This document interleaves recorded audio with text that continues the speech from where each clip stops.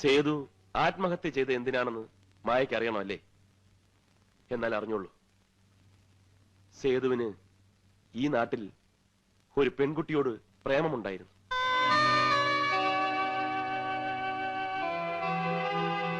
അവളെ കാണാനും അവളുമായിട്ട് അടുക്കാനും വേണ്ടിയാണ് സേതു ഇവിടെ കഴിഞ്ഞത്.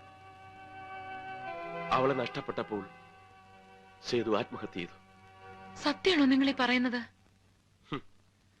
മരിച്ചുപോയ ഞങ്ങളുടെ സേതുവിനെ കുറിച്ച് ഞങ്ങൾ എന്തിനു നുണ പറയണം? ആരായിരുന്നു പെൺകുട്ടി? ആരാ, ഏതാ, എങ്ങനെ പരിചയപ്പെട്ടു, എവിടെ വെച്ച് പരിചയപ്പെട്ടു എന്നൊന്നും ഞങ്ങൾക്ക് അറിഞ്ഞൂടാ.